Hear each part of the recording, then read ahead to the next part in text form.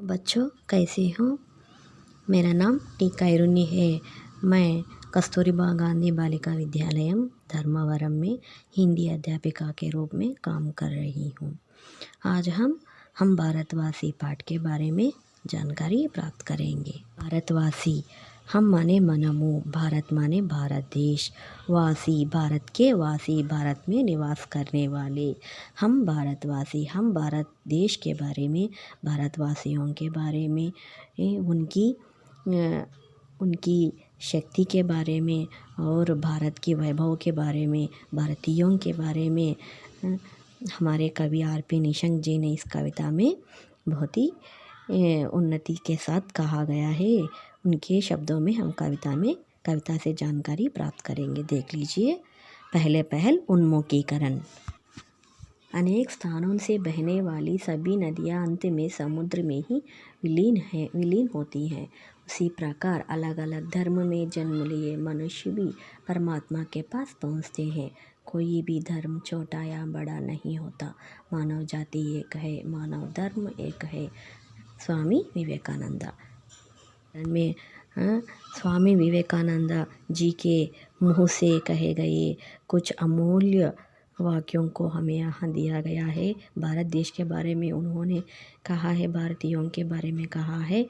स्वामी विवेकानंद एक महान ज्ञानी व्यक्ति, साधु और एक अच्छे स्पीकर हैं। वे भारत की झंडा को विश्व में फहराया गया है और भारत को एक ऊंचा स्थान, विश्व में भारत को एक ऊंचा स्थान दिलाया गया है। वे क्या कहते हैं, स्वामी विवेकानंद जी ने कहते हैं कि जिस प्रकार नदियाँ सभी प्रवाहित होकर जिस प्रकार अंत में समुद्र में मिलते हैं, उसी प्रकार भारत में अनेक प्रकार की भाषाएं, धर्म, जाति, लोग, आचार व्यवहार, रहन सहन रहने पर भी सभी लोगों की भावनाएं एक हैं। वे सभी एक ही भावना से भगवान की प्रार्थना करते हैं और अंत में उन्हीं के पास पहुंचते हैं। इस प्रकार स्वामी विवेकानंद जी ने कहा है। उनके प्रश्न। पहला प्रश्न, नदियाँ किस में विलीन होती हैं? नदियाँ किस में विलीन होती हैं? अंत में समुद्र में। दूसरा प्रश्न है, इसमें किस किस को एक बताया गया है? किस किस को एक बताया गया है? पूरा मानव जाति को एक बताया गया है। तीसरा प्रश्न है, मानव जाति एक है, इस पर अपने विचार बताइए। మానవ జాతి మానవులందరూ ఒక్కటే అనే భావన గురించి మీ విచారాన్ని ఇక్కడ తెలపమన్నారు। మరి उद्देश्य, हम भारतवासी पाठ का उद्देश्य देख लीजिए बच्चों। छात्रों में कविता, गीत आदि की रचना शैली का विकास करना और उसमें देशभक्ति के साथ साथ विश्व बंधुत्व, विश्व शांति, अहिंसा, त्याग, समर्पण आदि सद्गुणों का विकास करना तथा भारत को और भी सशक्त कर अंतर्राष्ट्रीय स्तर पर अग्रसर करने की प्रेरणा देना इस पाठ का मुख्य उद्देश्य है। देखिए बच्चों, छात्र माने बच्चों में कविता, गीत के प्रति प्रेरणा दिलाकर, और बच्चों को गीत अच्छे लगते हैं ना, इसीलिए गीत के माध्यम से देशभक्ति की कविताएं बच्चों को सुनवाकर ये इसका भाव बच्चों को समझाकर देश के प्रति भक्ति भावना उनके मन में जलाकर देश के उन्नति के पथ में उन्हें चलाने के लिए और विश्व बंधुत्व, विश्व शांति, अहिंसा, त्याग, समर्पण आदि सद्गुणों को अपने मन में भरकर देश के विकास में वे भी भाग लेने के लिए, प्रेरणा दिलाने के लिए और अंतर्राष्ट्रीय स्तर पर हमारा देश का नाम ऊंचा करने के लिए, प्रेरणा देने के लिए, इसी उद्देश्य से इस पाठ को, हम भारतवासी पाठ को इस पुस्तक में रखा गया है। देख लीजिए विधा विशेष। प्रस्तुत कविता देशभक्ति की भावना पर आधारित है। यह गेय कविता है। इसमें तुकांत शब्द प्रथम प्रेरणार्थक क्रिया व सामान्य भविष्य में है। यह कविता बच्चों में सत्य, अहिंसा, त्याग, और समर्पण की भावना जागृत कर उन्हें विश्व बंधुत्व की ओर कदम बढ़ाने की प्रेरणा देती है। परिचय। इस कविता के कवि आर.पी. निशंक जी हैं। उनका असली नाम रमेश पोखरियाल निशंक है। 15 जुलाई 1959 में पिनानी उत्तराखंड में हुई है। उनकी मुख्य कविता संग्रह इस प्रकार है। समर्पण, नवंकुर, मुझे विधाता बनना है, तुम भी मेरे साथ चलो, देश हम जलना ना देंगे, जीवन पथ में मातृभूमि के लिए। ये उनकी कविता संग्रह है। कहानी संग्रह देख लीजिए। क्या नहीं हो सकता, भीड़ साक्षी है, बस एक ही इच्छा, देश की एक किरण, खड़े हुए प्रश्न, विपदा जीवित है, एक और कहानी। ये पूरे उनकी कहानी संग्रह है। निशंक जी हिंदी के प्रमुख कवि, वर्तमान केंद्रीय मानव संस्थान विकास मंत्री और भारत सरकार हरिद्वार क्षेत्र से लोकसभा सांसद हैं।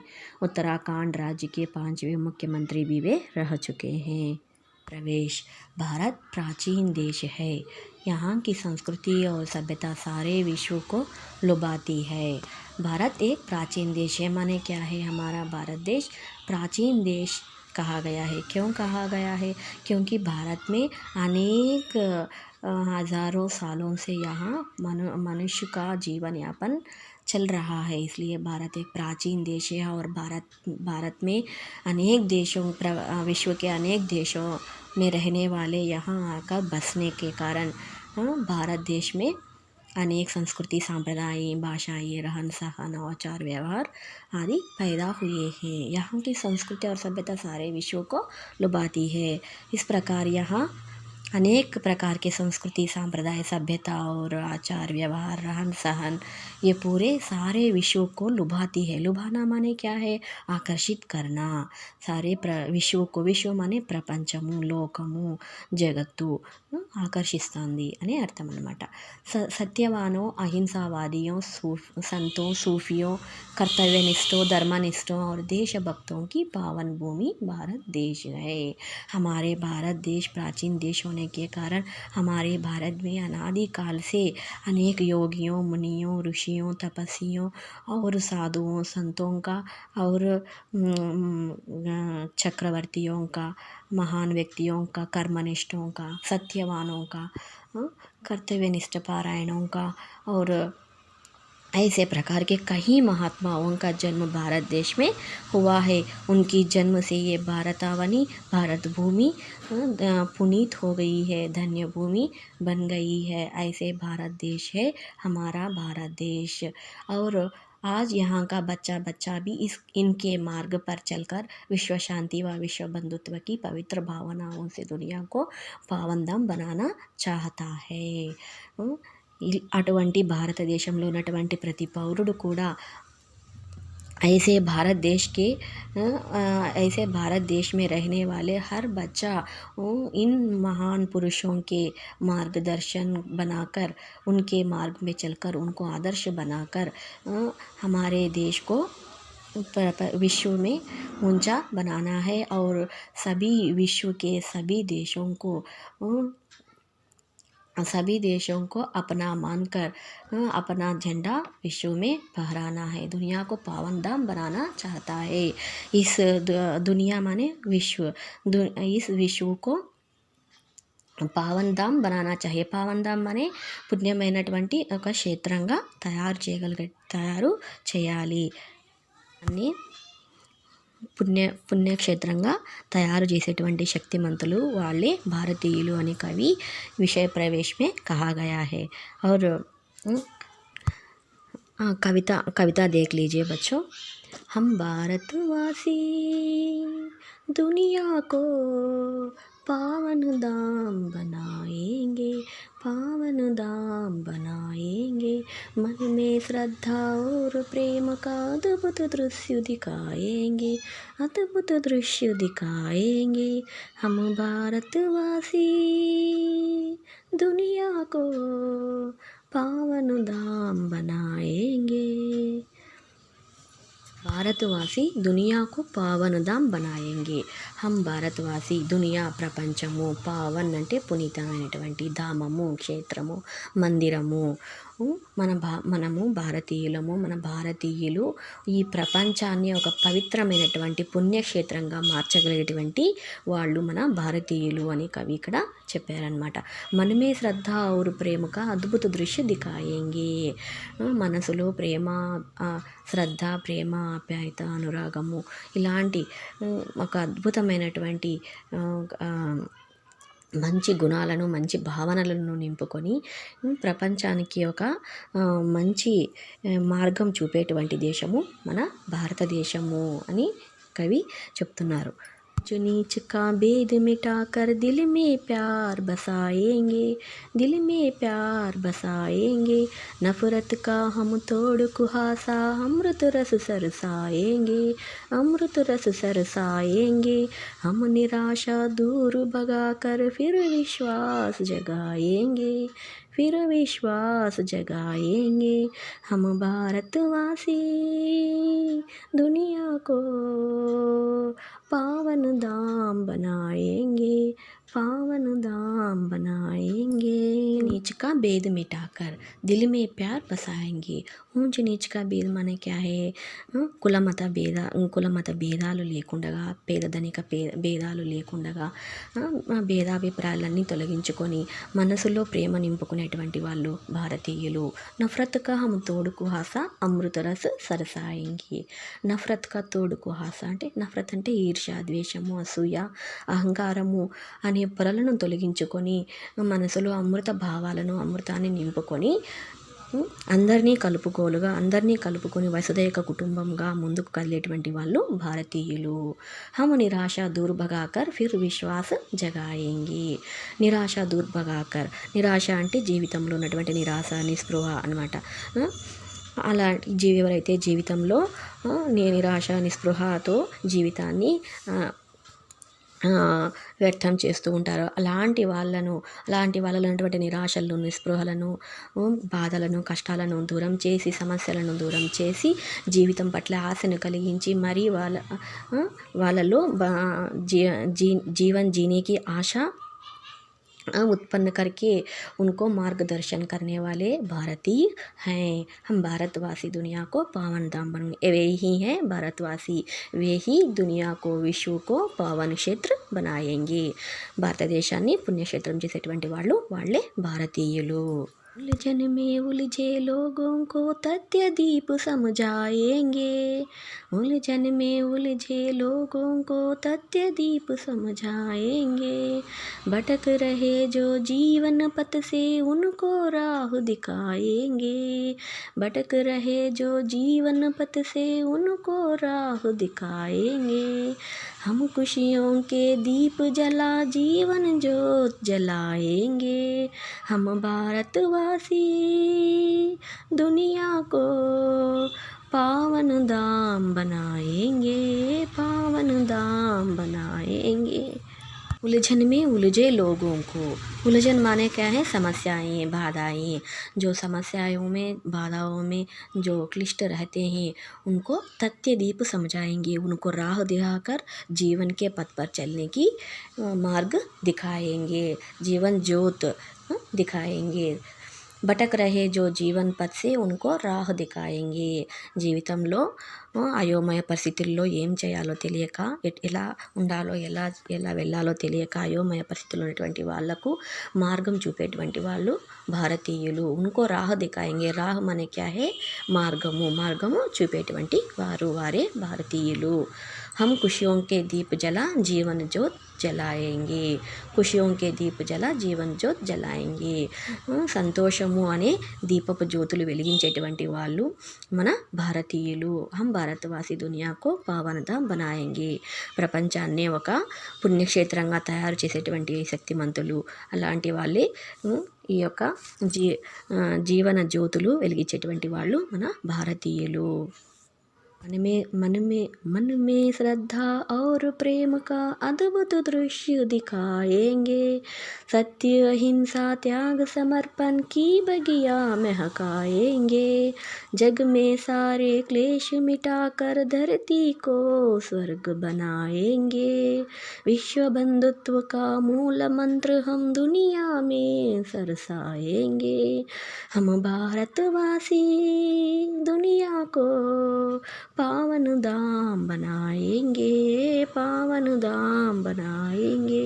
मन में श्रद्धा और प्रेम का अद्भुत दृश्य दिखाएंगे. मन में श्रद्धा और प्रेम का अद्भुत दृश्य. మనసులో శ్రద్ధ, ప్రేమ, ఆప్యాయత, అనురాగాలను నింపుకొని ప్రపంచానికి ఒక మంచి దృశ్యం చూపించేటువంటి వాళ్ళు మన భారతీయులు. సత్య అహింస త్యాగ సమర్పణకి బగియా మెహకాయంగే. సత్యము, అహింస, త్యాగము, సమర్పణ్ ఇలాంటి మంచి గుణాలతో నిండినటువంటి దేశము మా భారతదేశము. అలాంటి మనుషులతో నిండినటువంటి దేశము మా భారతదేశము. ఒక పూల తోటలో ఏ విధంగా అయితే పూల వల్ల పరిమళము వస్తూ ఉంటుందో అదేవిధంగా మా భారతదేశము ఒక పూల తోట అనుకుంటే అందులో సత్యము, అహింస, త్యాగము, సమర్పణ ఆది ఇలాంటి మంచి భావనలతో, మంచి విలువలతో, మంచి నైపుణ్యాలతో, మానవీయ విలువలతో ఉన్నటువంటి మా భారతదేశము అలాంటి వల్ల ప్రపంచ దేశాలన్నింటికి కూడా ఆకర్షింపబడుతున్నటువంటి దేశము మా భారతదేశము అని ఇక్కడ కవి గొప్పగా చెప్పడం జరిగిందనమాట. జగ్ కే సారే క్లేష్ మిటాకర్ ధరతీకో స్వర్గ్ బనాయేంగే. జగ్ అంటే ప్రపంచము, లోకము. జగ్ కే సారే క్లేష్ ప్రపంచంలో ఉన్నటువంటి సమస్యలు అన్నింటినీ తొలగించుకొని భారతావనిని భూమిని స్వర్గంగా మార్చగలిగేటువంటి వాళ్ళు, అంత శక్తి ఉన్నటువంటి వాళ్ళు మా భారతీయులు. ప్రపంచంలో ఎక్కడైనా స్వర్గం అనేది ఉంటే అదే మా భారతదేశము వాళ్ళే, అక్కడ ఉన్నటువంటి వాళ్ళే మా భారతీయులు అని కవి ఇక్కడ గొప్పగా చెప్పడం జరిగింది. విశ్వ బంధుత్వ కా మూల మంత్ర హం దునియా మే సరసాయింగి. విశ్వ బంధుత్వం ప్రపంచంలో ఉన్నటువంటి వాళ్ళందరూ కూడా వేరు కాదు, వాళ్ళు కూడా మా వాళ్ళే. అందరిది ఒకటే భాష, అందరిది ఒకటే జాతి, అదే మానవ జాతి. ఇలాంటి భావనలను ప్రపంచమంతా వ్యాపింపజేసేటువంటి వాళ్ళే మా భారతీయులు అని కవి ఇక్కడ చెప్పడం జరిగింది. హమ్ భారతవాసి దునియాకు పావన్ ధామ్ బనాయేంగే. మనమే శ్రద్ధ और ప్రేమ का అద్భుత దృశ్య దిఖాయేంగే. వాళ్ళే భారతీయులు. ఈ ప్రపంచాన్ని ఒక పుణ్యక్షేత్రంగా, పుణ్య మందిరముగా, పునీతమైనటువంటి పావనమైనటువంటి ఈ స్థలంగా మార్చేటువంటి వాళ్ళే భారతీయులు. అంత శక్తిమంతులు ఉన్నటువంటి వాళ్ళు, అంత జ్ఞానులు అని కవి ఇక్కడ చెప్పడం జరిగింది. अच्छा बच्चों, अब पाठ पूरा हुआ है ना. अब भाषा की बात के बारे में जानकारी प्राप्त करेंगे, देख लीजिए. अच्छा बच्चों, भाषा की बात में प्रश्न आज न्यू भाषा की बात न्यू क्वेश्चन पेपर के अनुसार न्यू पैटर्न में भाग 1 में भाषा की बात 1 से 12 प्रश्न आते हैं और हम भारतवासी पाठ के मुख्य भाषा की बात के मुख्य बिंदुओं को अंकित कर लेंगे. देख लीजिए. तत्सम और तद्भव शब्द. तत्सम, तद्भव. तत्सम माने क्या है? तत्सम माने संस्कृत शब्दों को तत्सम शब्द कहते हैं और संस्कृत के शब्दों को कुछ रूप बदल कर हम लेते हैं तो उसे तद्भव शब्द कहते हैं. उदाहरण के लिए सत्य, सच, दीप, दिया, स्नेह, नेह. और दूसरा है संख्याओं को अक्षरों में लिखना, 1959. दूसरा है समास. हम भारतवासी पाठ के मुख्य समास भारतवासी, भारत में रहने वाले, भारत के निवासी, तत्पुरुष समास. दूसरा है जीवन ज्योत, जीवन का ज्योत, तत्पुरुष समास. संधि पवन, पो प्लस अन, पावन, पौ प्लस अन. निराशा, निह प्लस आशा. अनेक शब्दों के लिए एक शब्द, यह भी एक पाठ है भाषा की बात के अंतर्गत. देख लीजिए. भारत के वासी, यह एक वाक्य है। इस वाक्य को एक शब्द में हम क्या बोल सकते हैं? भारतवासी। ये मुख्य बिंदुओं को अंकित कर लिया है ना, भाषा के बाद के मुख्य बिंदुओं को अंकित कर लिया है ना। अच्छा, अब मैं विदा लेती हूँ।